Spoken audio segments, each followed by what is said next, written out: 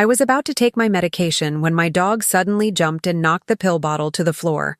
When I picked it up, I noticed that the label was peeling off. As soon as I saw the original label underneath, I began trembling in horror. Don't forget to subscribe to the channel and comment where you're watching from. The morning light filtered through the kitchen curtains of our farmhouse in rural Pennsylvania, casting familiar shadows across the worn wooden table where I'd eaten breakfast for 43 years. I was 64 years old, and my hands had started that trembling thing they do before the first medication of the day. Nothing serious, the doctor said. Just age catching up with a lifetime of hard work on this land. My name is Maureen Barker, and I'd always prided myself on being sensible. Level-headed. The kind of woman who kept her composure when the tractor broke down mid-harvest, or when the bank called about late payments. But that Tuesday morning, everything I thought I knew about my quiet, predictable life shattered like dropped china. I reached for my pill bottle on the counter, the one with the white label that read, M. Barker, take one daily with food. Dr. Harrison had prescribed them 3 months ago for my blood pressure. Standard stuff for a woman my age. I'd just unscrewed the cap when Rusty, my golden retriever, bounded into the kitchen with his usual enthusiasm, tail wagging like he'd discovered buried treasure in the yard. Easy, boy, I said, but he was already jumping up, paws on my leg. The bottle flew from my hand, pills scattering across the linoleum like tiny white dice. I stood there for a moment, annoyed but not angry. Rusty couldn't help being Rusty.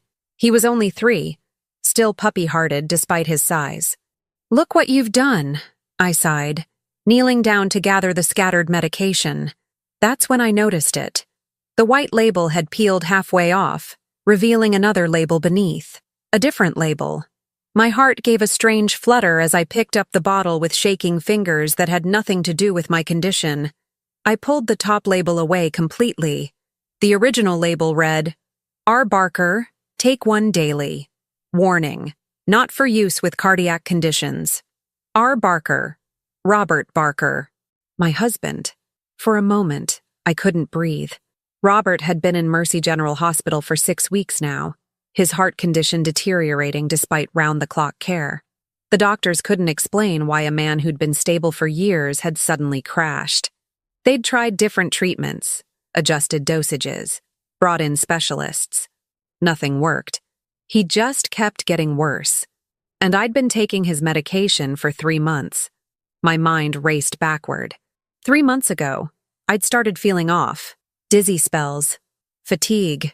Dr. Harrison had run tests and prescribed blood pressure medication, but I'd never actually seen Dr. Harrison about the prescription.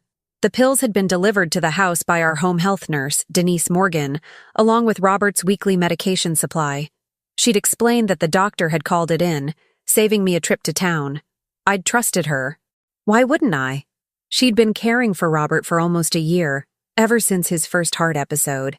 She was professional, efficient, always on time, in her mid-30s, with kind eyes and a gentle manner that put us both at ease. But now, staring at that label, trust felt like a luxury I could no longer afford. I pulled myself up from the floor, my knees protesting, and walked to the hallway closet where we kept medical supplies. My hands were steady now, steadied by something harder than calcium and bone. Fear has a way of focusing the mind like nothing else. The closet was organized exactly how Denise had arranged it. She was meticulous about such things. Robert's medications were in a large plastic bin labeled with the days of the week. My medications, such as they were, sat in a smaller container beside them. I pulled out Robert's bin and checked the labels. All correct. All precisely what the hospital had prescribed. Then I checked my own container. 3 bottles, all with the peeling white labels. With trembling fingers, I peeled back the first one, Robert's blood thinner.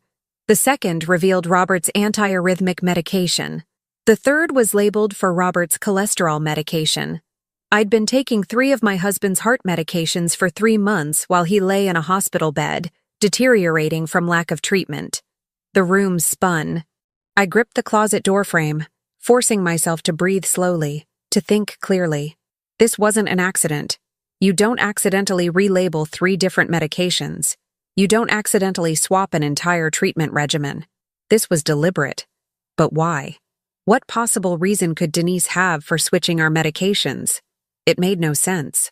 Unless, I thought about Robert's last few days before the hospital. He'd been agitated.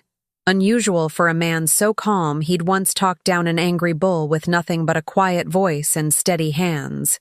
He'd been making phone calls, taking notes, asking questions about things I didn't fully understand. Something about the land, about water rights, about testing he'd had done on our well water. "They're lying, Maureen," he'd told me one night, 2 days before his collapse. "The numbers don't match. Someone's covering something up and it's making people sick."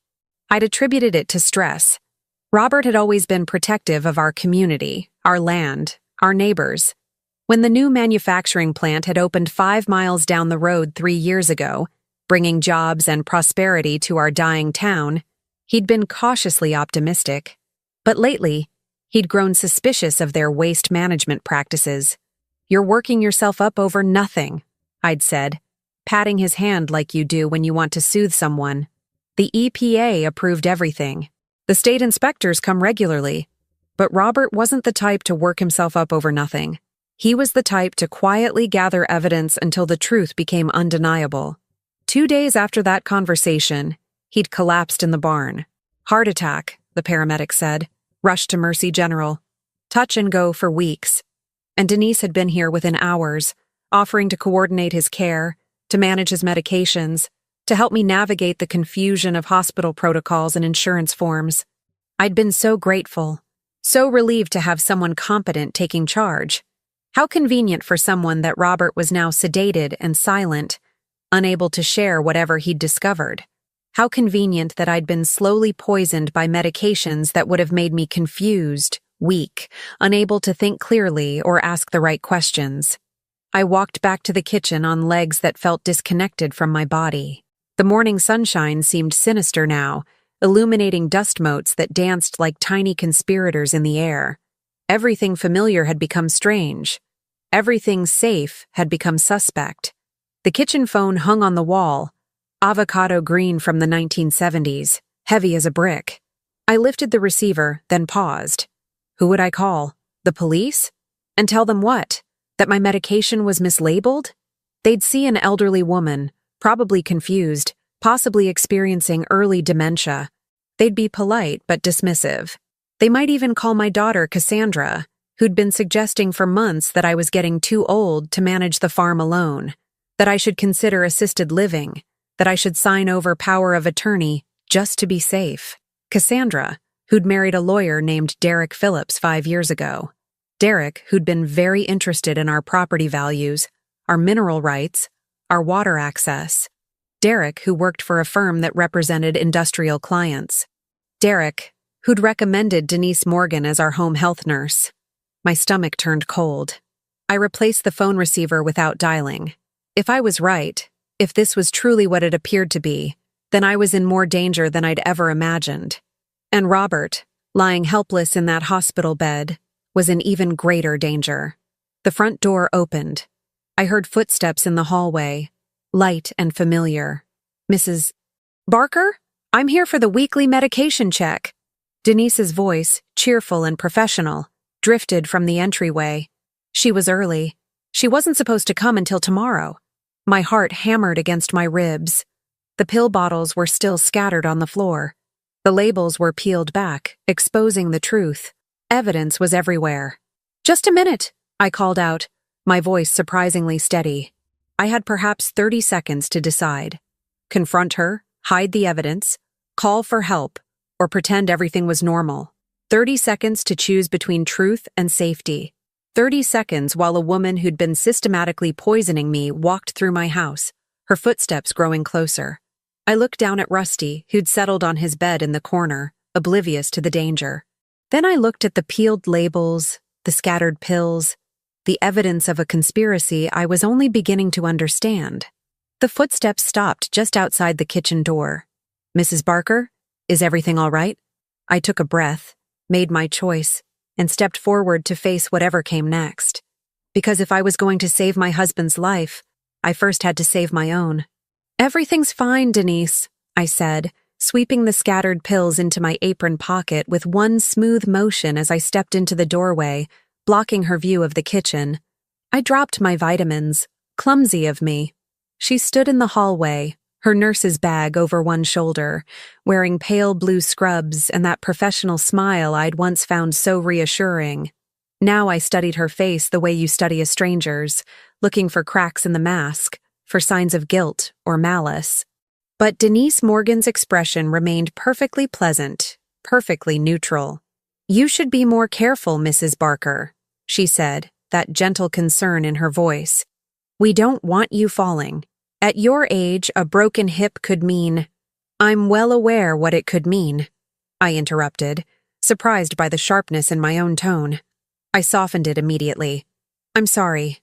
I didn't sleep well. Worried about Robert." Her face shifted to practiced sympathy. "Of course you are. Actually, that's why I came by early. I wanted to talk to you about his care plan." My pulse quickened, but I kept my expression calm. "What about it? Could we sit down? Maybe I could make us some tea?" The thought of her in my kitchen, touching my things, preparing something I might drink, made my skin crawl. But I nodded, stepped aside, and followed her in, watching every move she made.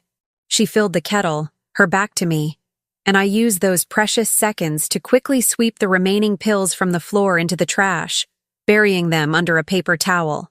The bottles with the peeled labels I slipped into my apron pocket alongside the pills, their weight pressing against my hip like a secret grenade.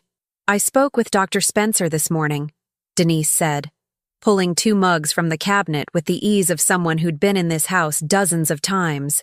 "Robert's condition isn't improving as they'd hoped." "I know. I was there yesterday."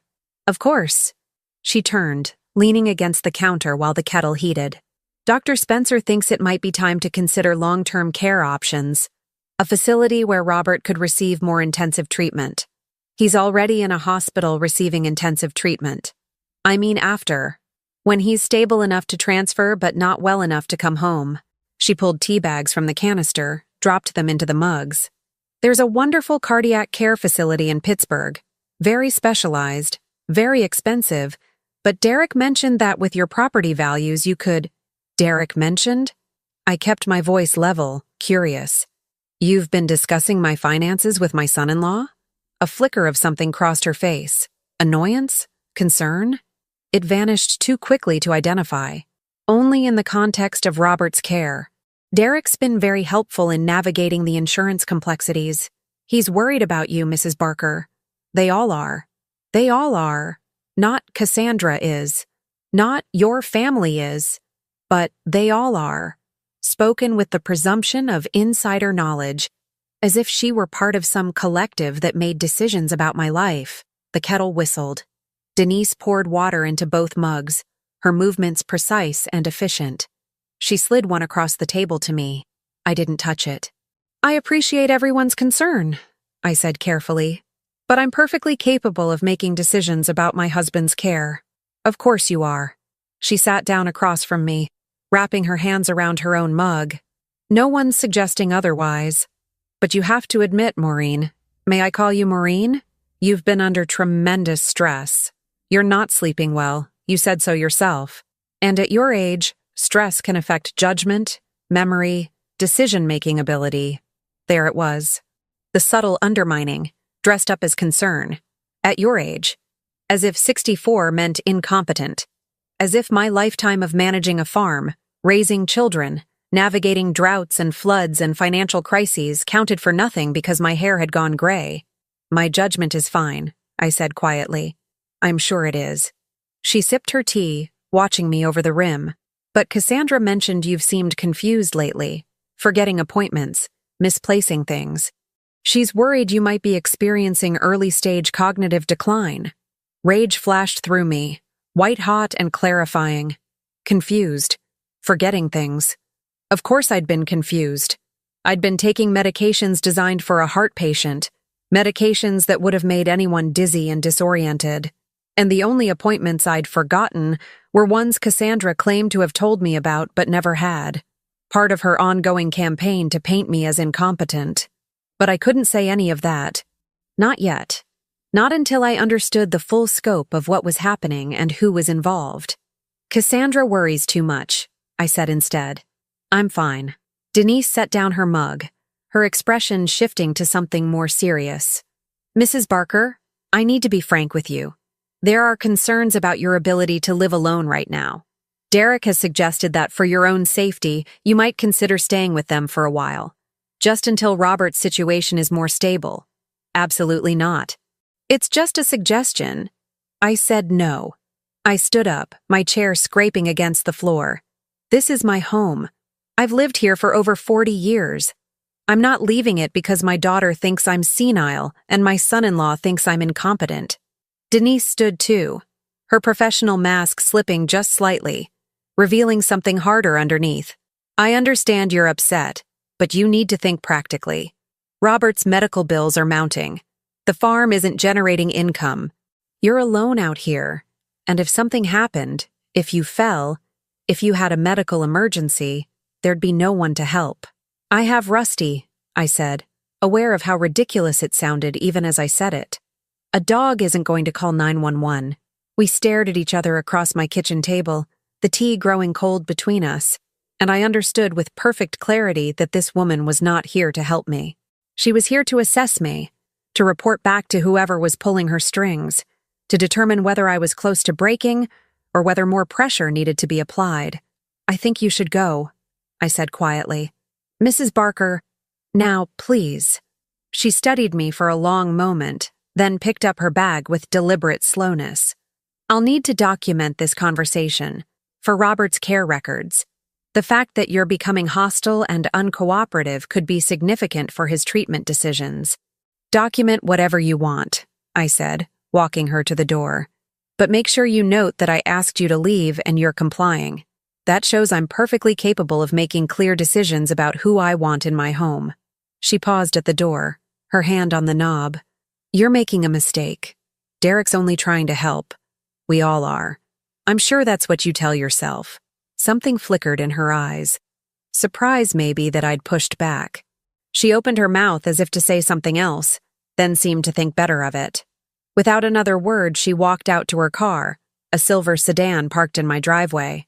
I watched through the window as she sat there for a moment, not starting the engine, her phone pressed to her ear, making a call, reporting in. After 2 minutes, she started the car and drove away, gravel crunching under her tires.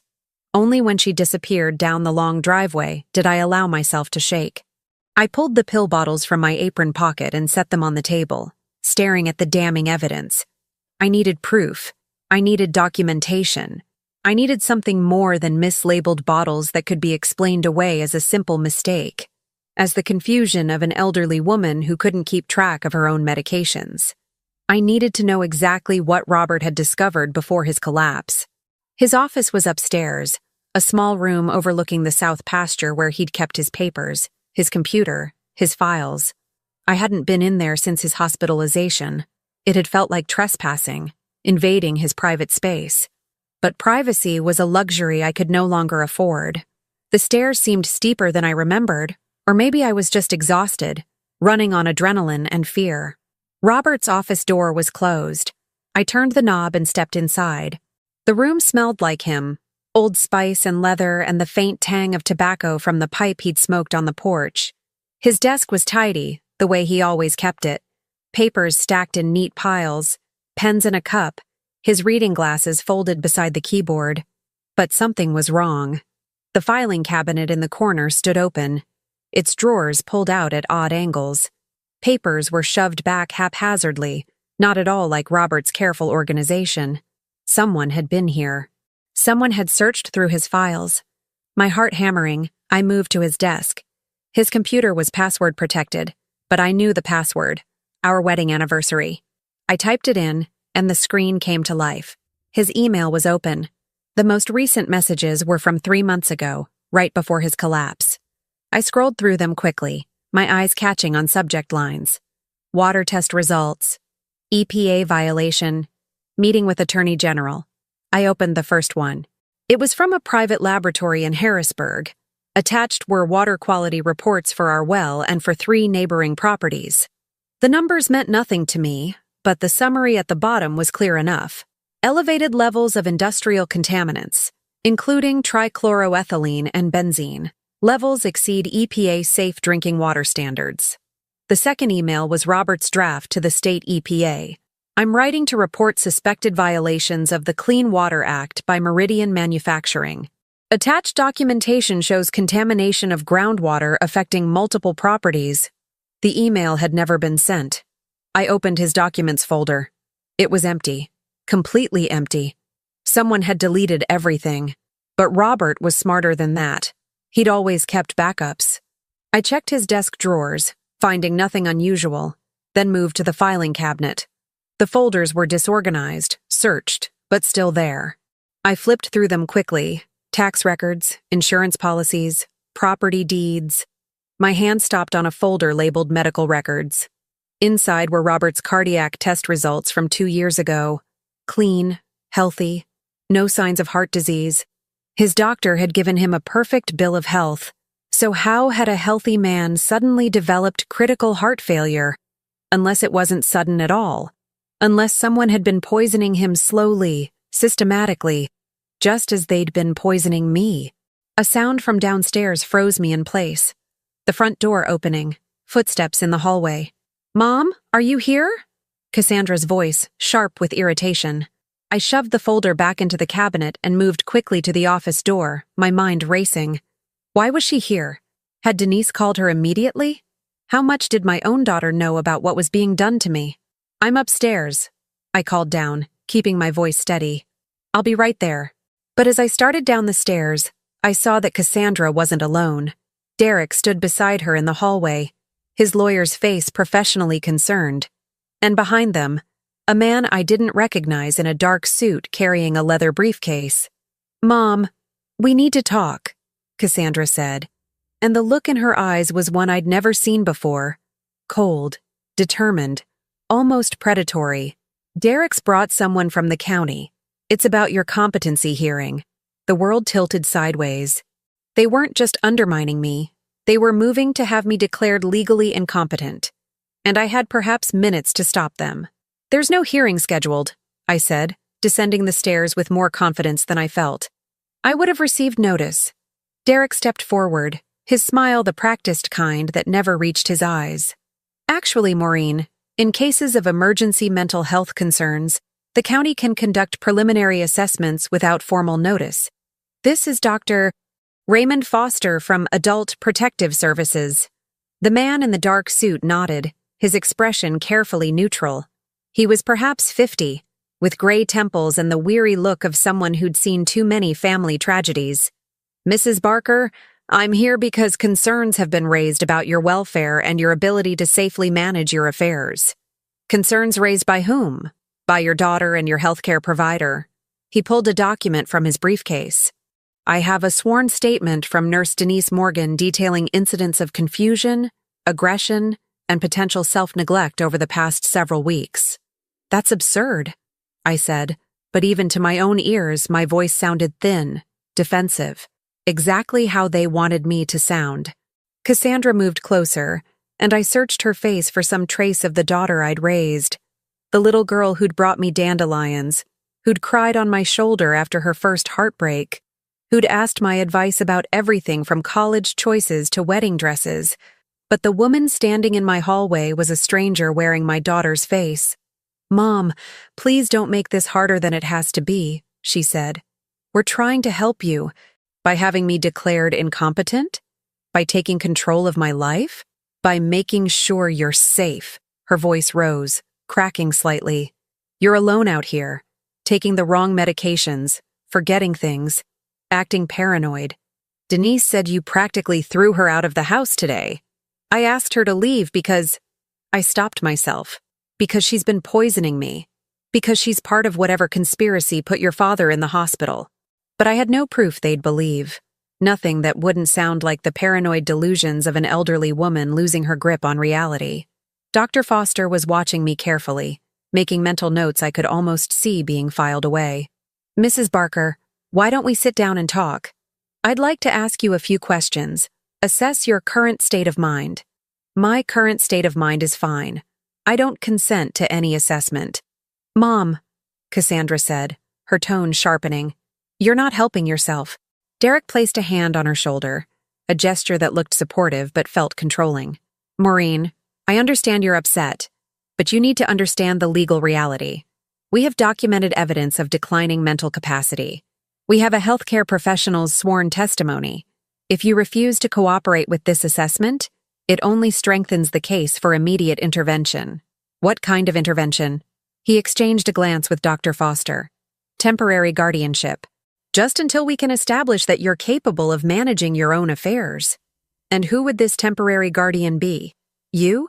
Cassandra would be appointed as your guardian, yes, with my assistance in managing the legal and financial aspects. There it was. The real endgame. Control of the farm, control of the property, control of whatever Robert had discovered that was worth killing for. Because that's what this was. Attempted murder dressed up as healthcare, conspiracy wrapped in concern. My mind raced through options. I could refuse, but they'd use that as evidence of incompetence. I could cooperate, but any answer I gave would be twisted to support their narrative. I could call my own lawyer, but I didn't have one. Robert had always handled legal matters, and the family attorney was someone Derek knew, someone who'd probably been in on this from the beginning. I was trapped, and they knew it. But then I saw it. Dr. Foster's briefcase, still open on the hall table. Among the papers visible inside was a letterhead I recognized. Meridian Manufacturing, clipped to what looked like financial records. I couldn't see the details, but the company name alone made my blood run cold. The county social worker was on the company payroll. The discovery hit me like ice water.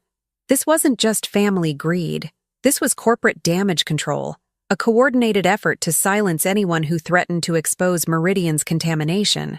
They'd corrupted a nurse, bought off a county official, and manipulated my own daughter into becoming a weapon against me. I need to use the bathroom, I said abruptly. Cassandra frowned.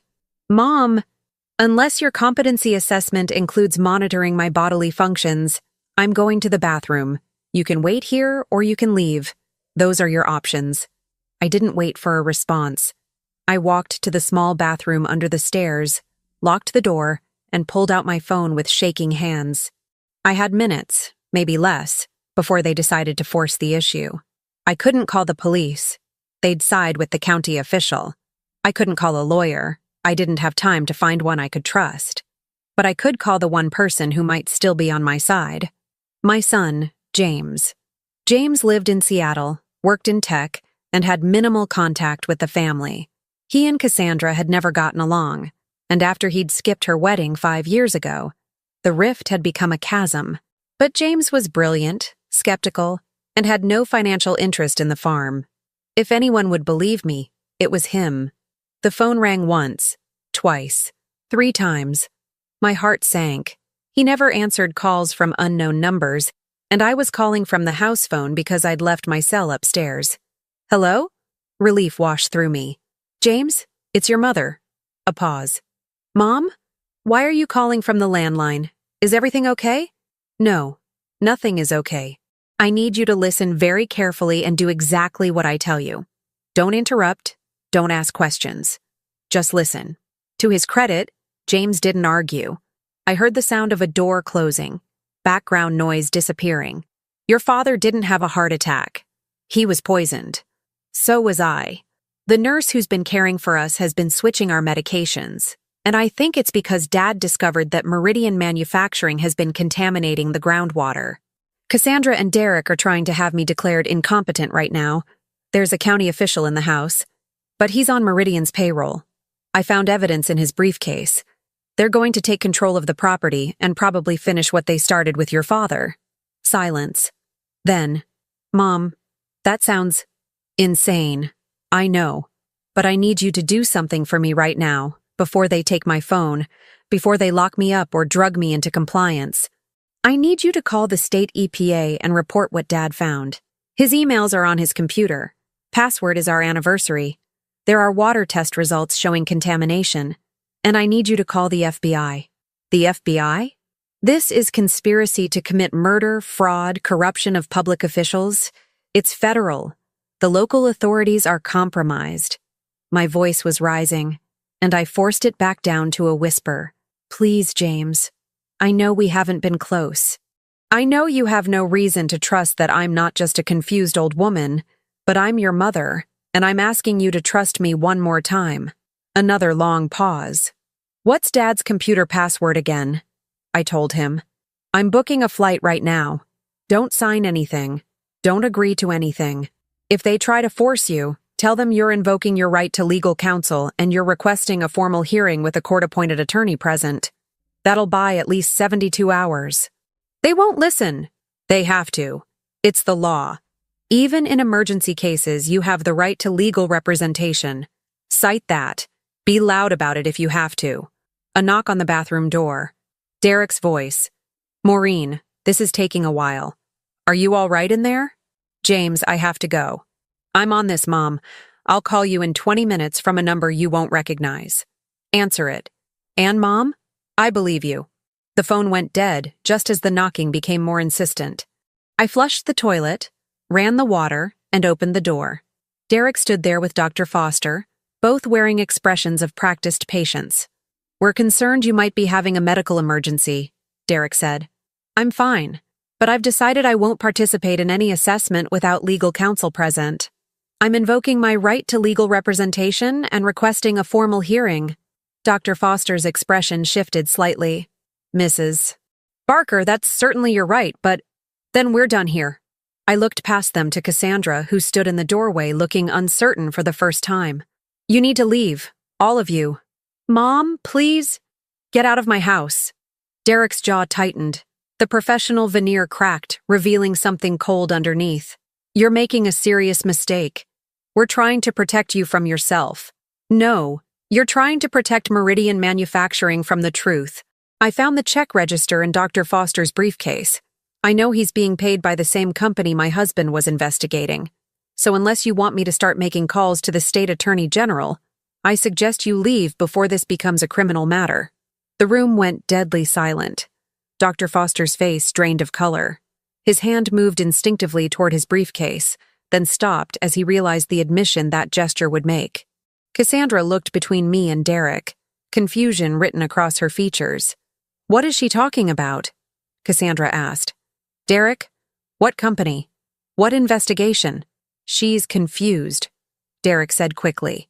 She's manufacturing conspiracies out of nothing. This is exactly the kind of paranoid ideation we've been talking about. But I saw the fear in his eyes, and I knew I'd struck bone. Cassandra, look in his briefcase, I said. Look at the letterhead on those documents. Look at the payment records. Don't touch that, Derek snapped, grabbing the briefcase before Cassandra could move. Those are confidential legal documents. Confidential? Cassandra's voice was rising now. Derek, what is she talking about? What company? Your mother is having a psychotic episode. I'm standing right here, and I'm perfectly lucid. Your husband is being paid by Meridian Manufacturing, the same company your father was about to report to the EPA for poisoning our water, the same company that's been funding our nurse's salary, the same company that paid Dr. Foster to come here today and help you have me declared incompetent. Cassandra turned to Derek, and I saw the first crack in her certainty. Is that true? Of course not. Then show me the briefcase. Cassandra, you're being ridiculous. Show me the briefcase. Dr. Foster moved toward the door. I think I should go. This is clearly a family matter that needs to be resolved privately. You're not going anywhere, I said, blocking his path. Not until you explain why a county employee is accepting money from a private corporation. That's slander, he said, but his voice lacked conviction. Then sue me. But first, you'll have to explain those payments in court. He looked at Derek, a silent question in his eyes. Derek gave a barely perceptible shake of his head. Whatever their plan had been, it was falling apart. Cassandra, Derek said, his voice taking on a soothing quality. Your mother is clearly unwell. She's connecting dots that don't exist, seeing conspiracies where there are only coincidences. The stress of Robert's illness has pushed her over the edge. We need to get her help. But Cassandra was staring at the briefcase in his hands, and I could see her mind working, processing, questioning things she'd accepted without thought. "You told me she was forgetting things," Cassandra said slowly. "You told me Denise reported signs of dementia, but Mom seems perfectly clear right now. She's making specific accusations with specific details. Paranoid delusions can be very detailed." "Stop it." Cassandra's voice cut through his explanation like a blade. "Just stop. I want to see what's in that briefcase." "No." The single word hung in the air like a confession. Cassandra's face went pale. "Oh my God. It's true, isn't it? Some of it, at least. You've been lying to me. I've been protecting you. From what? From my own mother? From a situation you couldn't understand. From legal complexities that would have worried you unnecessarily." "Legal complexities?" Her voice was shaking now. "Derek, what have you done?" The sound of gravel crunching outside interrupted whatever he might have said. Through the window, I saw a silver sedan pulling into the driveway. Denise was back, and she wasn't alone. A man in a dark jacket got out of the passenger side. Someone I'd never seen before. Someone whose presence here sent my instincts screaming. "Looks like you called for reinforcements," I said to Derek. His expression confirmed it. This wasn't over. They were escalating, and I was running out of time to prove I wasn't crazy before they made sure I never got the chance. The man who stepped out of Denise's car was built like someone who'd spent time enforcing things rather than discussing them. Not particularly tall, but solid, with the kind of watchful stillness that suggested violence was always an option, just not the first one. He wore civilian clothes, jeans, a leather jacket, but moved with tactical precision as he surveyed the property. Denise walked slightly behind him, her earlier professional demeanor replaced with something harder, more confident. She'd dropped the pretense now that the situation had escalated beyond gentle manipulation. "Who is that?" Cassandra asked, her voice tight. Derek didn't answer. He was watching through the window, his expression unreadable. I moved to the door and locked it, then went to the side window and locked that too. "We need to call the sheriff." "The sheriff?" Derek laughed, a sharp sound without humor. "Maureen, the sheriff plays golf with Meridian's CEO. Who do you think is going to respond to that call? Then, the state police are already investigating your husband for fraud and embezzlement." He said it casually, like he was mentioning the weather. "Turns out Robert has been siphoning money from the farm accounts for months. There's documentation, bank records. He's been hiding assets, preparing to flee. The stress of the investigation is probably what triggered his heart attack." The words hit me like a physical blow. "That's a lie." "Is it? Check your bank accounts, Maureen. Check the missing funds. It's all there." My hands went cold. I hadn't checked the accounts in weeks, maybe longer. Robert had always managed the finances and I'd trusted him completely. But if someone with access to legal documents, with connections to banks and county officials, wanted to manufacture evidence of fraud— "You did this," I whispered. "You planted false records." "I'm protecting my wife's inheritance from a man who was about to destroy it with baseless accusations against a major employer in this county. A man who was so deep in paranoid delusions that he was going to cost this community jobs, tax revenue, and economic stability. He was telling the truth about the contamination. Was he?" Derek's voice was calm, reasonable, the tone of someone who'd already won and was just explaining the rules. Because from where I stand, Robert was a 70-year-old man having a mental health crisis, making wild claims about a company that's been nothing but beneficial to this area. And now his wife is showing the same paranoid tendencies. It's tragic, really, but not surprising. These things run in families. Cassandra was staring at him like she'd never seen him before. "Derek, stop it. Just stop. I don't know what's happening here, but this isn't what we talked about." "What did you talk about?" I asked, looking at my daughter. "What exactly did Derek tell you?" She swallowed hard. "He said you were having memory problems, that you'd gotten confused about your medications, that you'd accused him of stealing from you, that you'd become paranoid and aggressive. He said the kindest thing would be to get you help before you hurt yourself. And you believed him. You're my mother, but he's my husband. I thought—" Her voice cracked. "I thought I was helping you." A knock on the door made us all turn. Denise's voice came through, professional again. "Mrs. Barker, we need to talk." Please open the door. I didn't move. Mrs. Barker, I have a court order here authorizing a mental health evaluation. If you don't open this door, we'll be forced to involve law enforcement. A court order? I looked at Derek. That's impossible. There hasn't been time. He pulled a folded document from his jacket pocket. Emergency psychiatric hold. I filed it this morning, just in case you became a danger to yourself or others. Judge Morrison signed it an hour ago. Judge Morrison, who sits on Meridian's board of directors? Judge Morrison, who cares about the well-being of county residents. The pieces were clicking together now, the full scope of the conspiracy becoming clear. They'd built a cage around me from every direction. Medical records, financial records, legal documents, corrupt officials. Every institution I might have turned to for help had been compromised or undermined. They'd isolated me completely, or so they thought. But they didn't know about James. They didn't know I'd already made contact with someone outside their web of control. My phone rang. Unknown number. I answered it without hesitation, putting it on speaker. Mrs. Barker? An unfamiliar woman's voice. This is Special Agent Florence Cunningham with the FBI field office in Philadelphia. I just received a call from your son James, who forwarded us your husband's water test results and emails, alleging corporate fraud, public corruption, and attempted murder. Based on that evidence, I need you to tell me exactly what's happening at your location right now. The room went absolutely silent. Derek's face drained of color. Dr. Foster, who'd been edging toward the door, froze. Cassandra's eyes went wide. There are 5 people in my home, I said clearly.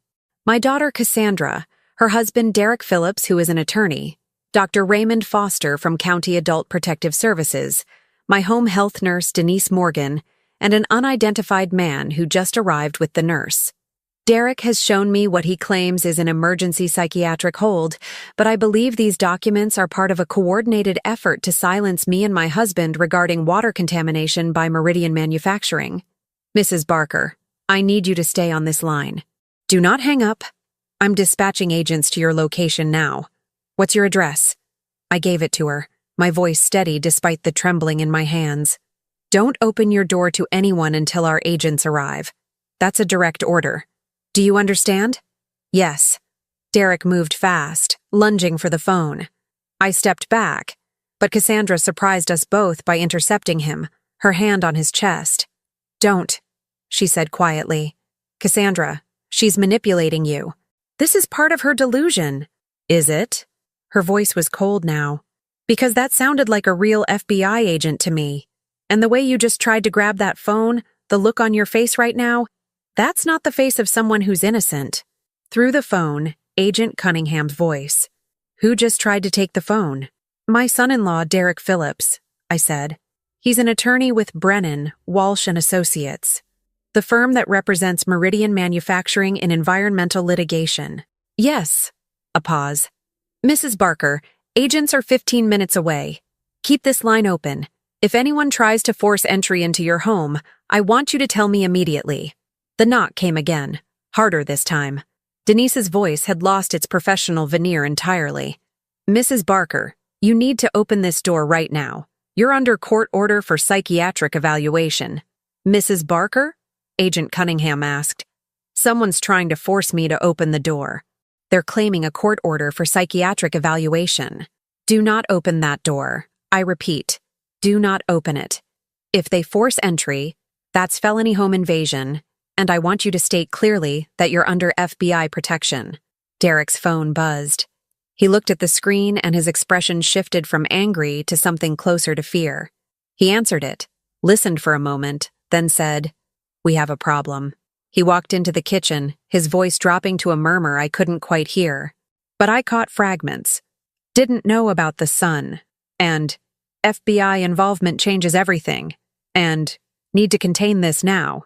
Dr. Foster had his own phone out, typing rapidly, probably alerting his handlers at Meridian that their careful conspiracy was unraveling.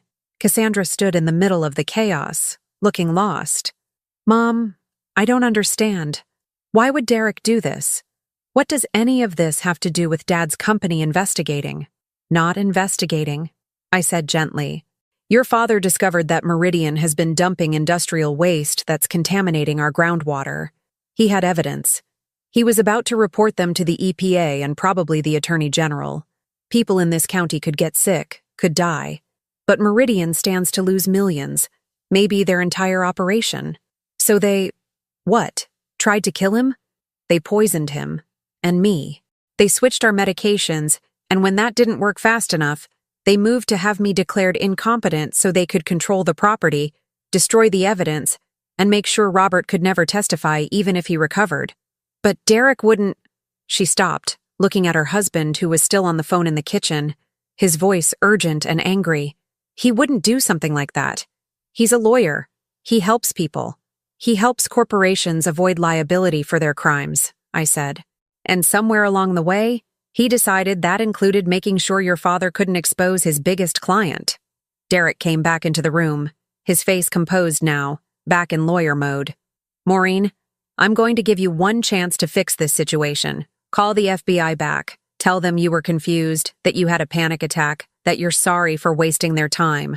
Do that, and we can make all of this go away. The fraud charges against Robert disappear. The competency hearing gets postponed. You get to stay in your home. And if I don't, then you'll be declared incompetent by the end of the week. Robert will be indicted for embezzlement and fraud. You'll both lose everything. The farm, your savings, your reputation.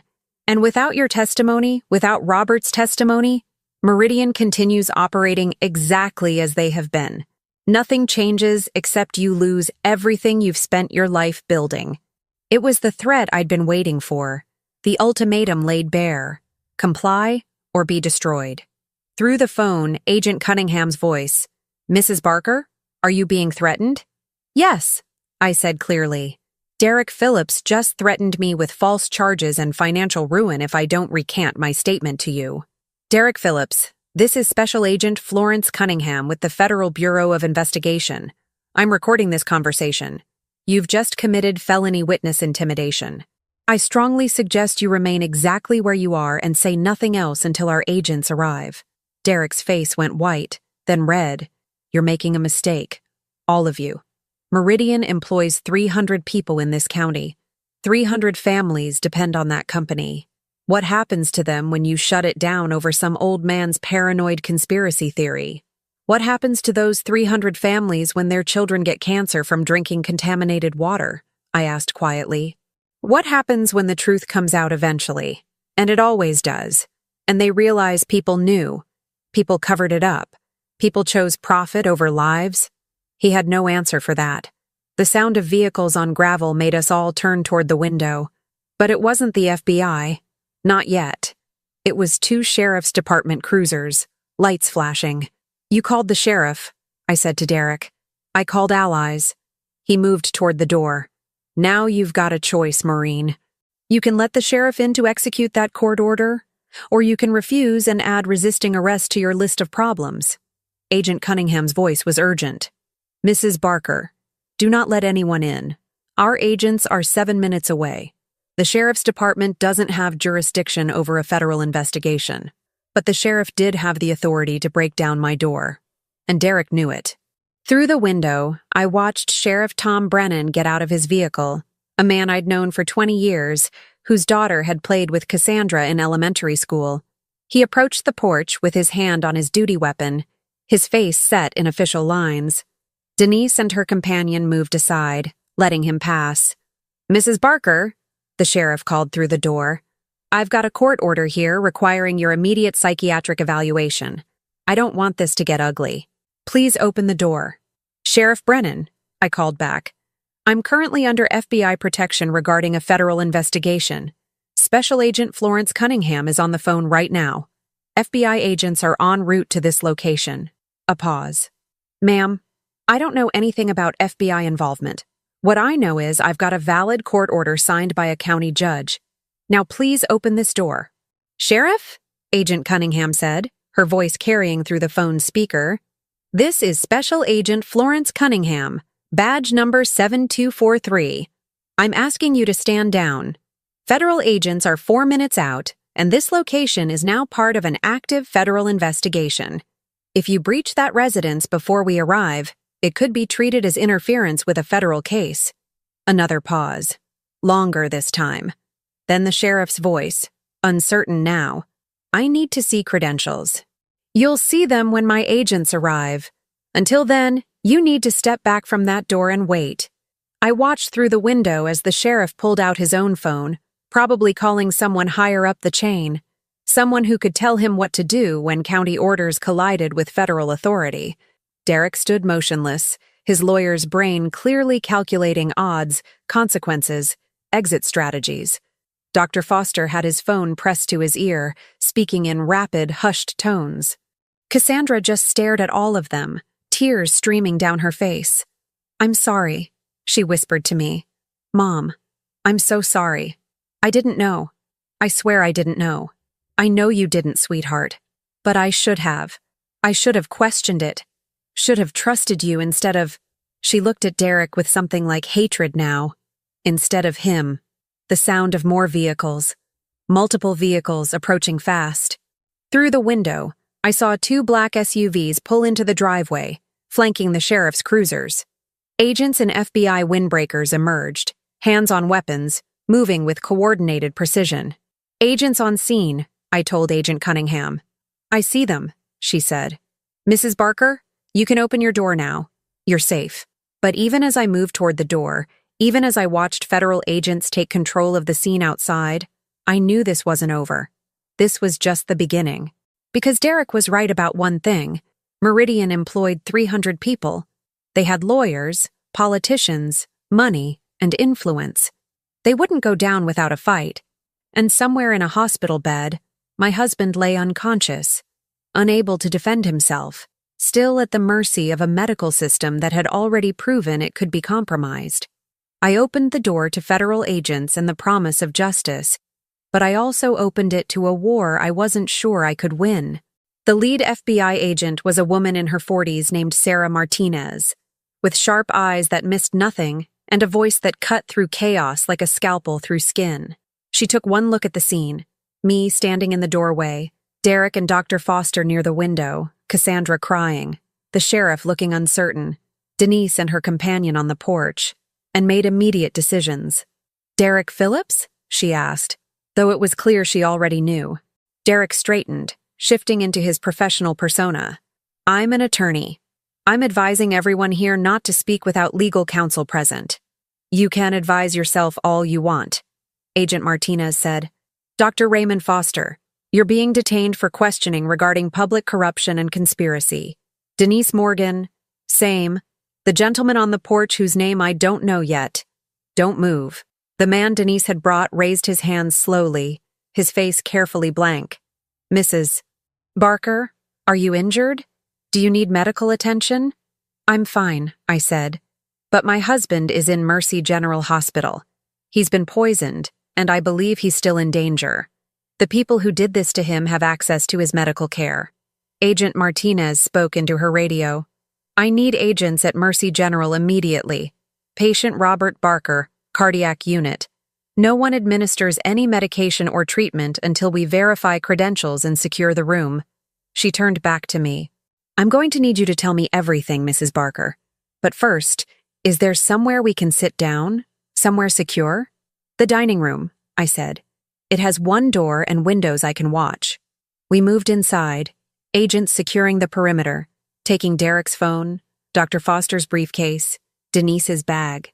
The sheriff was arguing with another agent about jurisdiction, his voice rising in frustration. Through it all, I felt strangely calm. The panic and fear that had gripped me for hours had crystallized into something harder, clearer. I'd been preparing for this moment longer than they realized. Cassandra sat beside me at the dining table, her hand finding mine. Agent Martinez sat across from us, a recording device between us, her partner Agent Dean. I noticed the name tag and felt a flash of irony, standing by the door. "Before we begin," I said, "I need to show you something." I stood and walked to the antique hutch in the corner, the one that had belonged to Robert's grandmother. My fingers found the hidden latch Robert had shown me years ago when we'd first moved into this house. A small compartment opened, revealing a metal box I'd placed there 2 days ago. Mrs. Barker? Agent Martinez asked. I wasn't completely unprepared, I said, returning to the table with the box. I may be 64, but I've lived through droughts, floods, market crashes, and 43 years of farming. You learn to prepare for disasters. I opened the box. Inside were 3 items: a small recording device, a USB drive, and a sealed envelope. When Denise came to the house this morning, I said, I recorded our entire conversation, including the parts where she mentioned Derek had been discussing my competency with her, where she suggested I move in with my daughter, where she tried to pressure me into signing documents. I pressed play on the recorder. Denise's voice filled the room. Derek has suggested that for your own safety, you might consider staying with them for a while. Agent Martinez leaned forward, listening intently. The USB drive, I continued, contains copies of my husband's emails, his research on the water contamination, the test results from the private laboratory, and his draft report to the EPA. I made these copies yesterday after I realized someone had deleted the files from his computer. How did you recover deleted files? Agent Martinez asked. I didn't. Robert kept backups on an external hard drive hidden in the barn. He was old-fashioned that way. Didn't trust the cloud. I found it when I was looking for his notes. Cassandra stared at me. Mom, how did you know to look? I didn't know for certain until this morning, but your father didn't have a heart attack out of nowhere. He was healthy, strong, careful about his health. When I found those mislabeled medications, I started thinking about timing. Robert's collapse came 2 days after he told me about the contamination. That seemed convenient. I opened the sealed envelope and pulled out a handwritten letter. This is a statement I wrote last night and had notarized this morning by Edna Phillips at the bank. No relation to Derek, before you ask. It details everything I observed about the medication switches, dates and times of Denise's visits, conversations with Derek about the property, and my suspicions about Robert's illness. I gave a copy to Edna with instructions to send it to the State Attorney General if I didn't contact her by end of business today. Agent Martinez smiled slightly. You've been busy. I've been terrified, I corrected. But terror focuses the mind, and I had time to think last night after Denise left. Time to realize that if I was right about the poisoning, then I was in immediate danger. So I took precautions. What other precautions? I pulled out my phone and opened the Photos app. I photographed every medication bottle in this house, front and back, with today's newspaper visible to timestamp the images. I photographed the labels before and after peeling them away. I photographed Dr. Foster's briefcase when he set it down in the hallway. He didn't notice, but I got a clear shot of those payment records from Meridian. You took all these photos while he was standing right there? Agent Martinez asked, something like respect in her voice. I'm old. People assume old women are fiddling with their phones because we can't figure out how they work. They don't assume we're documenting evidence of conspiracy. Cassandra made a sound between a laugh and a sob. I'm so sorry, Mom. I should have listened to you. You trusted your husband. That's not a crime. I squeezed her hand. You didn't know what he was involved in. But I need you to tell these agents everything Derek told you about me, about your father, about this property. Everything. She nodded, wiping her eyes. He started talking about Mom's competency about 6 months ago. Said she was getting forgetful, that she'd accused him of trying to steal from her, which I now realize was probably her questioning why he was so interested in the property value. He said Dad was acting paranoid, making wild accusations about the manufacturing plant. He made it sound like they were both losing their grip on reality. Did he ever mention Meridian Manufacturing specifically? Agent Martinez asked. Not by name, just the plant or major employers in the county. He said Dad's accusations could cost the community jobs, that we needed to protect Mom from making legal mistakes based on Dad's delusions. What about the medication management? Who arranged for Denise Morgan to be your parents' nurse? Derek did. He said she was the best in the area, that she'd worked with elderly patients before, that she could help coordinate Dad's care. Cassandra's voice hardened. He vouched for her completely. Agent Martinez made notes. Mrs. Barker, you said your husband was investigating water contamination. Do you know how he first became aware of the problem? The Hendersons' daughter, I said. Emily. She's 8 years old, and she was diagnosed with a rare form of leukemia 6 months ago. Robert went to visit the family, and Emily's mother mentioned that 3 other children in the area had been diagnosed with similar cancers in the past 2 years. Robert thought that was statistically unusual for such a small community. So he started testing the water? He tested our well first, then asked the Hendersons and 2 other families if he could test theirs. When the results came back showing contamination, he started researching Meridian's waste disposal practices. That's when he found discrepancies between what they reported to the EPA and what was actually being discharged. How did he find those discrepancies? I smiled slightly. Robert might have been a farmer, but he had a degree in environmental science from Penn State. He knew how to read EPA reports, knew what questions to ask, and he knew people at the state level who could pull records. Agent Martinez sat back, reassessing. Your husband was building a case. He was building an airtight case. That's why they had to stop him. The door opened and another agent stepped in, speaking quietly to Agent Martinez. She listened, her expression darkening, then turned to me. Mrs. Barker, we've secured your husband's hospital room. The medical team is running tests now to determine what medications he's actually been receiving versus what's listed in his chart. She paused. Initial review suggests significant discrepancies. My hands started shaking. Will he? The doctors are optimistic. If we've caught it in time, if we can reverse the effects of whatever he's been given, his prognosis may improve significantly. The relief was so intense I felt dizzy. Cassandra wrapped her arms around me, both of us crying now. There's something else, Agent Martinez said. We've found evidence that Meridian Manufacturing has been systematically covering up contamination issues for at least 3 years. Your husband wasn't the first person to raise concerns. There were 2 others, a county health inspector and a local environmental activist. Both died within the last 18 months. The room went cold. Died how? The inspector had a fatal car accident.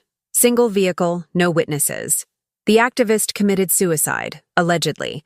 Both deaths were ruled accidental or self-inflicted, but in light of what's happened to your husband, we're reopening those investigations. They've been killing people, Cassandra whispered. And Derek knew. He had to know. Agent Martinez stood. We're arresting Derek Phillips, Denise Morgan, Dr. Raymond Foster, and the individual who came with Ms. Morgan. His name is Kyle Brennan, private security contractor with ties to Meridian. We'll be seeking warrants for several Meridian executives and potentially others in the county government. What about me? I asked. That court order Derek showed me. Fraudulent. Judge Morrison issued it without proper review, based on falsified medical reports.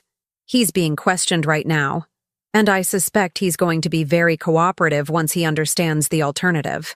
She looked at me with something close to admiration. Mrs. Barker, you did everything right. You documented evidence. You reached out for help. You protected yourself and your husband. A lot of people in your situation would have been overwhelmed. A lot of people in my situation haven't spent 43 years dealing with disasters, I said. You learn resilience on a farm. You learn that when one crop fails, you plant another. When the bank says no, you find another way. When people underestimate you because of your age, you use that to your advantage. Through the window, I watched as Derek was led to one of the FBI vehicles in handcuffs. He looked back at the house once, his face a mask of rage and defeat. Denise followed, then Dr. Foster, then the man named Brennan. Sheriff Tom Brennan, presumably Kyle's relative, stood by his cruiser looking like a man who'd just watched his world collapse. He'd probably be next. Cassandra stood beside me at the window. What happens now? Now? I turned to face her. Now we make sure every family in this county knows their water has been poisoned. We make sure Meridian pays for what they've done. We make sure those 300 employees Derek was so worried about get jobs that don't require them to poison their neighbors to keep their paychecks. And Dad? Your father is going to recover. And when he does, he's going to see his case handed over to people who can actually do something about it. Federal prosecutors, EPA investigators, maybe even Congress if this gets big enough. Agent Martinez was on her phone again, coordinating with other teams. When she finished, she turned back to me. Mrs. Barker, I have to ask, when did you first suspect this was bigger than just your medication being switched? I thought about it. When Derek mentioned those 300 jobs, that's when I knew this wasn't just about silencing my husband. This was about protecting a system where corporations can poison people and buy enough politicians, judges, and bureaucrats to get away with it. Where they can kill anyone who threatens their profits and make it look like accident or illness or suicide. You sound angry. I am angry. I'm furious. Because my husband almost died. Because children are getting cancer. Because people like Derek convince themselves they're just doing their jobs, just protecting their clients, just following orders. They tell themselves the ends justify the means until they can't see the evil right in front of them. I looked at my daughter, who was crying again. But I'm also grateful. Because Cassandra has seen the truth now. She knows what her husband was capable of. And she'll never make the mistake of trusting blindly again. Mom, Cassandra said, her voice breaking. I helped them. I told Derek things about you, about Dad. I gave him information he used against you. You were manipulated by someone you loved. That's different from knowingly participating in a conspiracy. You're a victim here too, sweetheart. Agent Martinez checked her watch. Mrs. Barker, we're going to need you to come to the field office tomorrow for a full formal statement. But for tonight, you should rest. We'll have agents posted outside your property for security. I'd like to go see my husband. Of course. We'll provide transport and security. He should be awake soon, and I'm sure he'll want to see you. As we prepared to leave, as federal agents continued their work securing evidence and processing the crime scene my home had become, I felt something shift inside me. The fear was gone. The uncertainty had vanished. What remained was clarity, purpose, and the bone-deep satisfaction of knowing I'd fought back and won. Not with violence, not with weapons or physical force, but with intelligence, preparation, and the kind of wisdom that only comes from living long enough to understand that underestimating someone is the first step toward defeat. They'd looked at a 64-year-old woman and seen weakness. I'd looked back and seen their blind spot, and I'd used it to destroy them. 3 months later, I stood in the hospital room watching Robert sleep. Real sleep this time. Not the sedated unconsciousness that had kept him prisoner for so long. His color had returned. Not the gray pallor of a dying man, but the weathered tan of someone who'd spent a lifetime working outdoors. The monitors beside his bed showed steady, healthy rhythms. The doctors called it miraculous. I called it justice. He's responding well to the treatment, Dr. Sarah Kim said, checking his chart. She was the new physician assigned to Robert's care after the previous medical team had been suspended pending investigation. Young, thorough, and refreshingly honest about what had been done to my husband. Another week and we should be able to move him to rehabilitation. After that, home care with proper supervision. No nurses, I said firmly. She smiled slightly. I understand your hesitation, Mrs. Barker, but I can personally vouch for the agency we'll be using. They're out of Philadelphia, completely independent, and they've been thoroughly vetted by the FBI. The FBI. Those 3 letters had become a constant presence in my life over the past months. Interviews, depositions, evidence review, witness preparation. Agent Martinez had been right. This case had grown far beyond anything I'd imagined that morning when Rusty knocked over my pill bottle. Meridian Manufacturing was facing federal charges for environmental crimes, conspiracy, racketeering, and 3 counts of attempted murder. Robert, me, and now they'd added the county health inspector whose accident was looking less accidental by the day. The activist's suicide was still under investigation, but new evidence suggested she'd been receiving anonymous threats shortly before her death. Derek was in federal custody awaiting trial. No bail. He'd been deemed a flight risk after they'd discovered offshore accounts and a passport under a false name. His law firm had immediately distanced themselves, claiming they'd been deceived about the nature of his work for Meridian. Maybe they were telling the truth. Maybe they were just saving their own skins. Denise Morgan had turned state's evidence, confessing to the medication switches in exchange for a reduced sentence. She'd claimed Derek had told her it was necessary to protect Robert from himself, that the old man's paranoia was dangerous, that she was helping the family. I didn't believe her. But her testimony was sealing the case against Derek, Dr. Foster, and several Meridian executives, so I'd learned to accept pragmatic victories. Dr. Foster had already pleaded guilty to corruption charges. Judge Morrison had resigned and was under investigation. Sheriff Brennan had taken early retirement. Kyle Brennan, the security contractor, was facing assault and conspiracy charges. The whole corrupt system was crumbling, one arrest at a time. Robert's eyes fluttered open.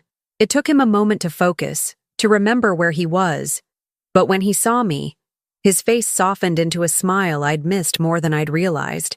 "Hey there," he said, his voice rough from disuse. "Hey yourself."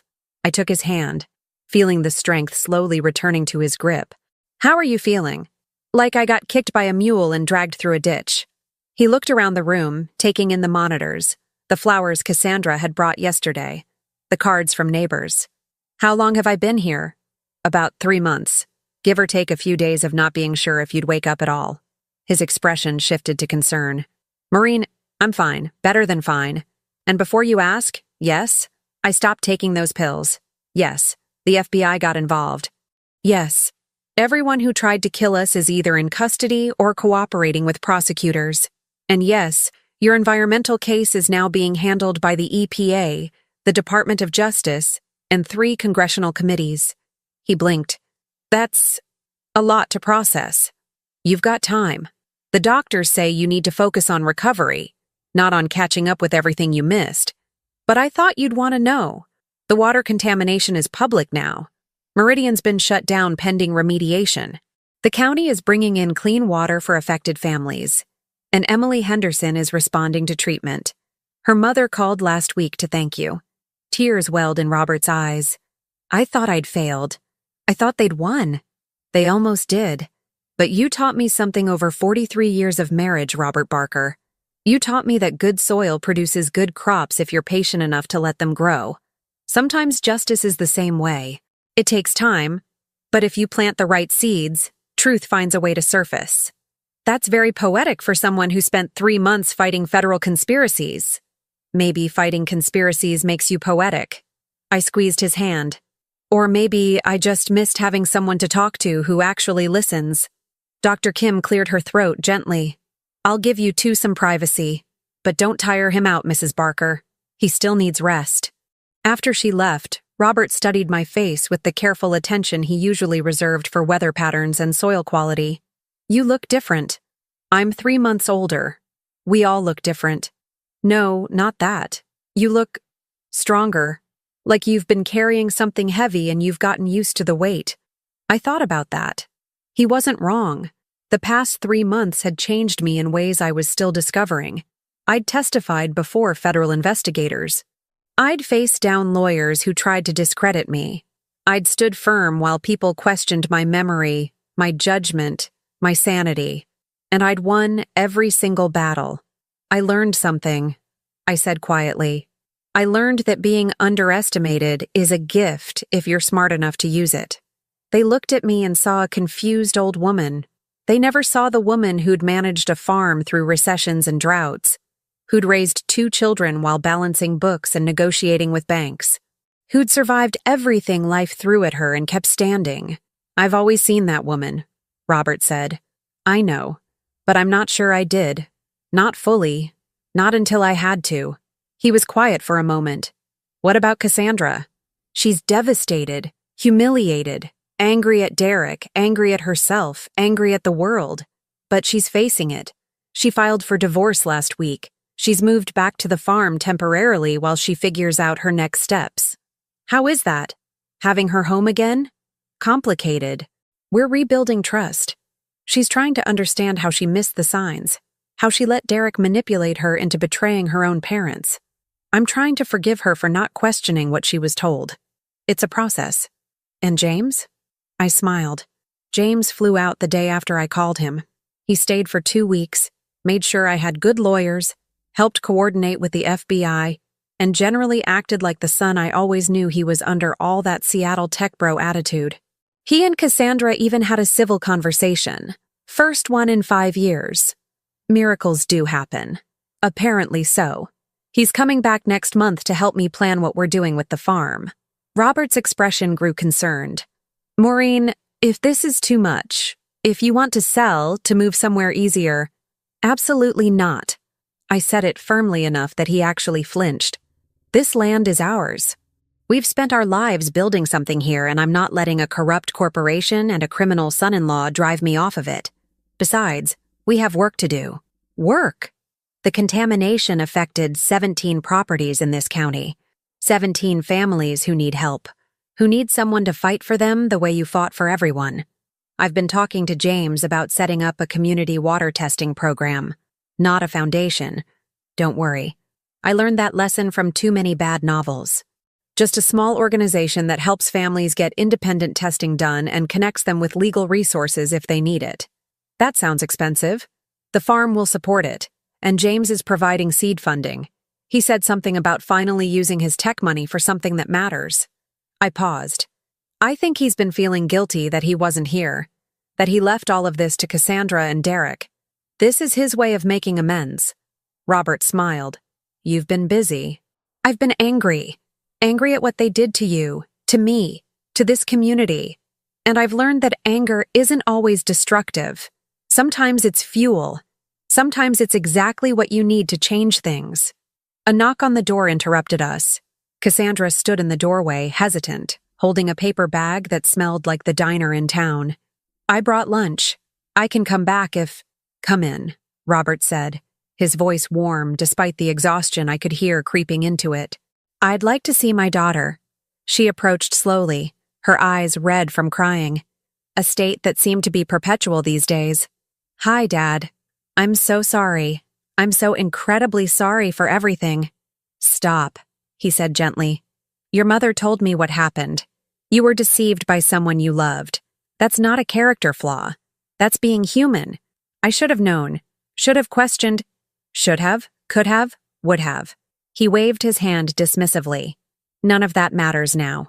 What matters is what you do next, how you rebuild, how you learn from this and become stronger.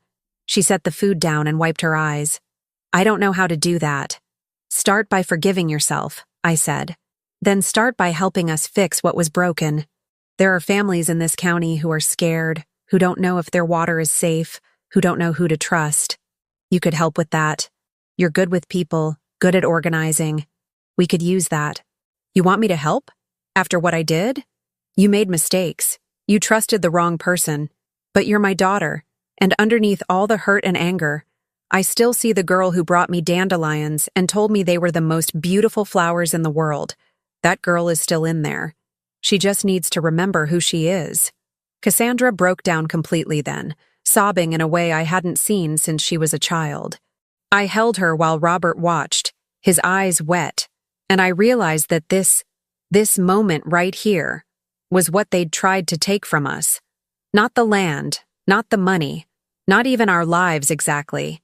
They'd tried to take our family, our trust in each other, our ability to love and forgive and rebuild, and they'd failed. Over the next hour, we ate diner food and talked about small things. Cassandra told Robert about the farm, about how the winter wheat was coming in, about Rusty's latest escapade chasing rabbits through the south pasture. Robert told us about the fragments of memory he had from the past months, dreams and half-conscious moments that he'd thought were hallucinations but were probably real. We didn't talk about the trial.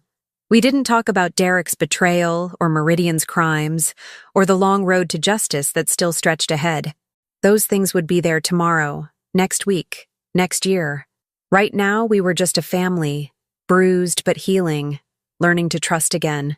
When visiting hours ended, I kissed Robert goodbye and walked out with Cassandra into the cool April evening. The hospital parking lot was full of people coming and going, families visiting loved ones, doctors ending shifts, the constant flow of human drama and hope and grief that filled every hospital in America. Mom, Cassandra said as we reached the car, do you really forgive me? I looked at my daughter, seeing past the 37-year-old woman to the little girl she'd been, to the teenager who'd tested every boundary, to the young adult who'd made choices I didn't understand but supported anyway, because that's what parents do. I really do, I said. But more importantly, you need to forgive yourself. You need to understand that you're not defined by the worst thing that happened to you, or the biggest mistake you made. You're defined by how you respond, how you grow, how you use the pain to become someone better. She nodded, wiping her eyes again. I'm going to try. I promise I'm going to try. We drove home in comfortable silence, the Pennsylvania countryside rolling past in shades of green and gold. Spring was coming, bringing renewal and growth and the promise of good things ahead. The farm appeared in the distance, my home for 43 years, the place where I'd raised children and buried dreams and discovered strengths I never knew I had. As we pulled into the driveway, I saw the work that still needed to be done. Fences to mend, fields to plant, a life to rebuild. But I also saw possibility. I saw a place where justice had prevailed, where truth had won, where an elderly woman had faced down corruption and emerged victorious not through violence or force, but through wisdom, patience, and the kind of intelligence that comes from living long enough to understand how the world really works. They'd underestimated me because of my age. They'd assumed gray hair meant diminished capacity. They'd looked at 64 years and seen weakness. But I'd looked at those same 64 years and seen experience, resilience, and the accumulated wisdom of a lifetime spent solving problems, surviving crises, and refusing to quit when things got hard. And that wisdom had saved my husband's life, exposed a criminal conspiracy, and reminded me of a truth I'd somehow forgotten in the comfortable routine of marriage and farming and growing old together. Age isn't weakness. It's earned strength. Every year, every challenge, every loss and triumph adds another layer of steel to your spine. Young people have energy and ambition and the reckless courage of those who haven't yet learned how much can go wrong. But old people, people like me, we have something more valuable. We have perspective. We know that disasters can be survived because we've survived them before. We know that patience often wins where aggression fails. We know how to read people, how to plan, how to wait for exactly the right moment to act. We know that the world belongs not to the loudest or the strongest, but to those who refuse to give up. Rusty bounded out to greet us as we got out of the car, his tail wagging with uncomplicated joy. I scratched his ears, grateful for the dog whose clumsy enthusiasm had started this whole journey. Good boy, I whispered. Very good boy. Inside, the house smelled like home. Old wood and coffee and the faint lingering scent of bread I'd baked that morning. Cassandra went to make tea while I walked through the familiar rooms, touching surfaces worn smooth by decades of use, looking at photos of happier times, remembering. This was my kingdom. Not large, not fancy, not impressive by any conventional measure. Just a farmhouse in rural Pennsylvania, where an old woman had taken on a corporate conspiracy and won. Just a home where justice had prevailed. Just a place where the wisdom of age had proven stronger than the ruthless ambition of youth. And as the sun set over fields that would soon be green with new growth, I stood at my kitchen window and smiled, knowing that some lessons can only be learned through living, and some victories can only be won by those who've survived long enough to understand that true strength isn't about force. It's about knowing when to act, how to fight, and why some battles are worth everything you have to give. I'd learned those lessons over 64 years, and when it mattered most, those lessons had saved us all. Now tell me, what would you have done if you were in my place? Let me know in the comments. Thank you for watching, and don't forget to check out the video on your screen right now. I'm sure it will surprise you.